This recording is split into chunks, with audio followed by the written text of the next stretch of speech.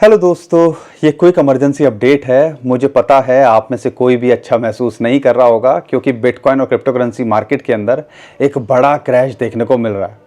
लेकिन ये क्रैश हुआ क्यों है और इसके पीछे यहाँ पे क्या कारण है वो तो मैं बताने की कोशिश करूँगा। साथ के साथ में बात करेंगे कि यहाँ पर हमें करना क्या चाहिए, क्योंकि अगर बिटकॉइन को छोड़ देते हैं या कुछ बड़े कॉइन्स को छोड़ देते हैं तो ज़्यादातर कॉइन्स अच्छा खासा गिरे हुए हैं। जो ईरान इजराइल हुआ था लगभग उसी की रेंज में आ गए हैं। क्या ये गिरावट और देखने को मिल सकती है? क्या इम्पैक्ट पड़ने वाला है क्रिप्टो करेंसी मार्केट पे और क्यों ये इम्पैक्ट देखने को मिल रहा है, ये सारी बात इस वीडियो के अंदर करेंगे। और कुछ कॉइन्स की भी बात करेंगे जो बड़े कॉइन्स हैं और अच्छे लेवल के आसपास यहाँ देखने को मिल रहे हैं। ये इमरजेंसी अपडेट क्विकली रखेंगे क्योंकि मुझे भी कहीं जाना है, लेकिन मुझे लगा मेरे भाई बहन परेशान ना हो तो सुबह सुबह भी ये वीडियो बना के जाऊं ताकि आप इस चीज़ों का फ़ायदा उठा सकें। तो वीडियो को लाइक और चैनल को सब्सक्राइब ज़रूर कर लीजिएगा। दोस्तों, बिटकॉइन और क्रिप्टो करेंसी मार्केट पे कोई ऐसा डायरेक्टली इम्पैक्ट जो है हम कह नहीं सकते कि किसी न्यूज़ की वजह से पड़ा है, लेकिन यहाँ पर आपको पता है जब भी ग्लोबल अनसर्टिनिटी होती है तो टेम्परेरी मार्केट के अंदर एक शेक देखने को मिलता है। अब हुआ क्या, डोनाल्ड ट्रंप ने 1 अगस्त से टैरिफ की बात की हुई थी कि टैरिफ लगाएंगे और वो चालू हो गए हैं। ये बात अलग है कि 7 तारीख से ये सारी चीज़ें सेटल होंगी, लेकिन यहाँ पर वो चीज़ें इम्प्लीमेंट कर दी हैं। लोग एक्सपेक्ट कर रहे थे शायद एक्सटेंड कर दे, लेकिन वो नहीं हुआ। जॉब का डाटा यूएसए के अंदर कम निकल के आया, उसका भी इम्पैक्ट देखने को मिला। तो ओवरऑल यूएसए मार्केट के अंदर देखते हैं वो अच्छा खासा क्रैश कर गई थी। $1 ट्रिलियन से ज़्यादा, आप समझ लीजिए हमारी इकॉनमी 3 से 4 ट्रिलियन डॉलर की बोली जाती है और वहाँ पे यूएसए के अंदर $1 ट्रिलियन से ज़्यादा यहाँ पर वाइप आउट हो गया सिर्फ एक दिन के अंदर। तो अच्छा खासा 2-3% का क्रैश देखने को मिला और उसका इम्पैक्ट बिटकॉइन और क्रिप्टो करेंसी मार्केट पे देखने को मिल रहा है। तो यहाँ पे ये बोला जा रहा है क्या जो डोनाल्ड ट्रंप ने किया वो सही किया? क्या उनके जो डिसीज़न हैं जो वो ले रहे हैं क्या वो सही हैं? क्योंकि ग्लोबल मार्केट अनसर्टेन हुई पड़ी है और यूएसए की मार्केट के अंदर एक बड़ा क्रैश देखने को मिल रहा है और उसका इम्पैक्ट हमें बिटकॉइन क्रिप्टो करेंसी मार्केट पे देखने को मिला। इसके अलावा जो बिटकॉइन के ईटीएफ हैं जिसको डायरेक्ट इम्पैक्ट बोला जा सकता है कि ईटीएफ के अंदर सेलिंग देखने को मिली ऑलमोस्ट जो है कह लीजिए 7,000 बिटकॉइन। छोटा मोटा अमाउंट नहीं है, लेकिन ब्लैक रॉक के हिसाब के जो डाटा निकल के आ रहा है उन्होंने सिर्फ 22-23 बिटकॉइन बेचे, लेकिन 7,000 टोटल बिटकॉइन यहाँ सेलिंग के लिए आए और उसका इम्पैक्ट देखने को मिला कि जो बिटकॉइन के ईटीएफ हैं उनकी तरफ से भी सेलिंग देखने को मिली। तो इसकी वजह से ओवरऑल मार्केट यहाँ हमें क्रैश करते देखने को मिल रही है। अब यहाँ पे करना क्या चाहिए? टेक्निकली अगर मैं बात बताऊं तो जैसा कि हम उम्मीद कर रहे थे कुछ नया तो नहीं है। 1,20,000 से 1,25,000 डॉलर के ऊपर रेजिस्टेंस है और वहाँ पे बार बार वो हिट कर रहा है, लेकिन वहाँ से ब्रेक डाउन कर रहा है तो इसको सपोर्ट मिलनी चाहिए। अब वो सपोर्ट कहाँ आती है? वो सपोर्ट आती है 1,10,000 से 1,12,000 डॉलर का जोन, जो कि पहले प्रीवियस ऑल टाइम हाई था और यहाँ पे 50 डे मूविंग एवरेज की भी सपोर्ट निकल के आती है। हम उम्मीद कर रहे थे कि 12,000 को छुएगा और बाउंस बैक करेगा, वहाँ तक नहीं आया। 400-500 डॉलर ऊपर से ही ये बाउंस बैक कर गया। तो ये जो है कहीं ना कहीं एक सपोर्ट जोन है और एक इंपॉर्टेंट सपोर्ट 1 लाख डॉलर के आसपास है। आपने देखा होगा जब ईरान इजराइल हुआ पहले और इम्पैक्ट पड़े, 1,10,000 12,000 डॉलर पे बिटकॉइन का प्राइस आता था और फिर नीचे 1 लाख डॉलर पे आ जाता था। बहुत टाइम इसने ऐसी रेंज के अंदर ट्रेडिंग की।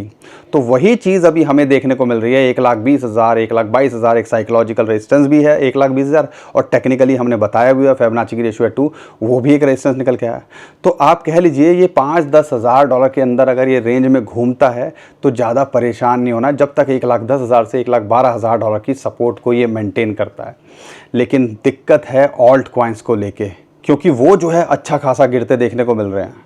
लेकिन यहाँ पर अगर हम पिछले महीने से कंपेयर करते हैं तो क्या यहाँ पर हमें परेशान होना चाहिए? क्योंकि उन लेवल से देखते हैं, क्या इथेरियम या बड़े कॉइन्स को देखते हैं तो वहाँ से तो काफ़ी अच्छा हमें देखने को मिलते हैं। खासकर इथेरियम की बात करते हैं, 4,000 डॉलर से एक इंपॉर्टेंट सपोर्ट थी जहाँ हम उम्मीद कर रहे थे ये आएगा तो सपोर्ट मिलनी चाहिए। 3,300-3,400 डॉलर वहाँ पर आया और वहाँ से अभी बाउंस बैक करता देखने को मिल रहा है। तो ये जो लेवल हैं टेक्निकली शॉर्ट टर्म में अगर उन पर देखते हो तो यहाँ ये मेंटेन करने की कोशिश कर रहा है। इथेरियम अगर 3,300 से 3,400 डॉलर, एक फिबोनाची की रेशियो 0.6 वहाँ पर मेंटेन करता है, नथिंग टू वरी। और एक इंपॉर्टेंट सपोर्ट 2,800 से 3,000 डॉलर पे निकल के आती है। और यहाँ पे ओवरऑल क्रिप्टो करेंसी मार्केट की बात करते हैं, बिटकॉइन की डोमिनेंस थोड़ी बढ़ते देखने को मिल रही है, क्योंकि आपको पता है जब ग्लोबल अनसर्टेनिटी होती है, बिटकॉइन क्रैश करता है तो ऑल्ट कॉइन ज़्यादा क्रैश करते देखने को मिलते हैं, और कुछ ऐसा ही अभी हमें होता देखने को मिल रहा है। यहाँ पे बड़े बड़े कॉइन्स की बात करते हैं, एडीए एक इंपॉर्टेंट सपोर्ट है, 200 day moving average 50 day moving average के बीच के अंदर फंसा हुआ है, $0.7 के आसपास एक अपॉर्चुनिटी की तरह ये भी लगता है। साथ के साथ अगर मैं बात करता हूँ XRP $3 के आसपास वही है, वही मेंटेन कर रहा है और यहाँ पर है, तो नथिंग टू वरी। अगर मैं बात करता हूँ यहाँ सोलाना की, ये एक इंपॉर्टेंट सपोर्ट है 200, सो ये मूविंग एवरेज लगभग $160 के आसपास आता है, वहाँ ये मेंटेन करने की कोशिश कर रहा है और यहाँ पर है, तो नथिंग टू वरी।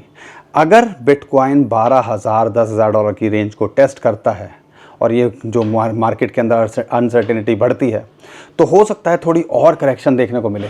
लेकिन एक बड़ा सवाल कि क्या यहाँ पर हमें 2025 में टिकना चाहिए कि नहीं टिकना चाहिए, शायद ये वाला टाइम वक्त आपको जवाब दे ही देगा, क्योंकि मुझे पता है आज मैं बताऊंगा तो ज़्यादातर लोगों को समझ में आएगा नहीं, क्योंकि वही चीज़ होती है जब मार्केट पैनिक के अंदर होती है तो दिमाग काम करना बंद कर देता है।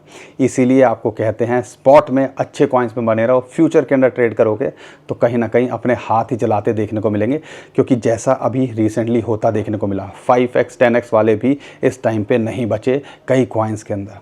तो थोड़ी समझदारी से काम करना है, ओवरऑल सिचुएशन को देखना है, और हम उम्मीद करते हैं आने वाले हफ्ते के अंदर, क्योंकि हमने देखा है भैया बिजनेसमैन आदमी है डोनाल्ड ट्रम्प, तो यहाँ पे बिज़नेस की तरह सोचते हैं, तो कहीं ना कहीं मार्केट के अंदर इंटेंशनली कहीं ऐसे डंप कराए जाते हैं ताकि भैया बाइंग कर सकें डिप के अंदर। तो हमें उम्मीद है कुछ पॉजिटिव न्यूज़ आने वाले टाइम के अंदर आते या पॉजिटिव स्टेटमेंट आते देखने को मिलेगी, और जैसे ही वो देखने को मिलेगी तो मार्केट फिर से रिकवरी करते आपको देखने को मिलनी चाहिए।